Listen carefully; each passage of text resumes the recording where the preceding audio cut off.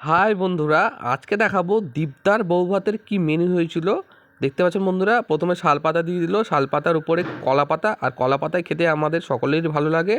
তারপরে দেখতে পাচ্ছেন মেনু কার্ড পেয়ে গেলাম, দীপ ও জ্যোতি শুভ বিবাহ। দেখতে পাচ্ছেন বন্ধুরা, এখানে চলে আসলো এবার গ্রিন স্যালাড। গ্রিন স্যালাডটা অল্প করে নিয়ে নিলাম। তারপরে চলে আসলো বন্ধুরা পনির সাটে, আর তারপরে চলে আসলো বন্ধুরা সস। আর পনির সাথে দিয়ে সস খেতে কিন্তু খুব ভালো লাগছিলো। আর তারপরে চলে আসলো বন্ধুরা আমার পছন্দের ফ্রায়েড রাইস। একটু অল্প পরিমাণে নিয়ে নিলাম ফ্রায়েড রাইস। তারপরে চলে আসলো বন্ধুরা ভেজ ডাল।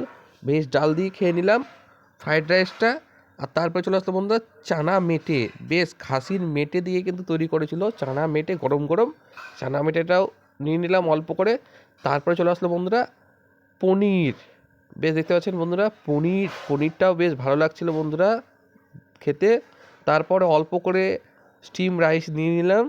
আর তারপরে চলে আসলো বন্ধুরা বিয়ের বাড়িতে সবথেকে যেটা মানুষ পছন্দ করে, গরম গরম মাটন কষা। বেশ 3 পিস করে দিচ্ছিলো প্রত্যেকটা।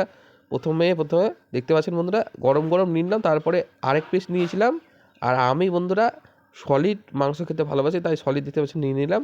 আর এখানে দেখতে পাচ্ছেন তারপরে চলে আসলো বন্ধুরা আলু বোখরা দিয়ে চাটনি।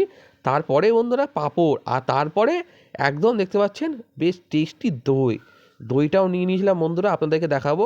বেশ প্রথম যে কন্টেনারে দই নিয়ে নিলাম অল্প করে। তারপরে বন্ধুরা দেখতে পাচ্ছেন আর একটু বেশি করে দিয়ে দিয়েছিলো ক্যাটারার যারা করছিল। আর এখানে দেখতে পাচ্ছেন 2 পিস রসগোল্লা নিলাম। তারপরে বন্ধুরা মিষ্টি নিয়েছিলাম। এই মিষ্টি সন্দেশগুলো কিন্তু খেতে খুব ভালো লাগছিলো বন্ধুরা, এখানে দেখতে পাচ্ছেন। আর দেখেও কিন্তু খুব ভালো লাগছিলো। আর তারপরে ছিল পান স্টলে। কেমন হয়েছে আপনারা অবশ্যই কমেন্ট করবেন।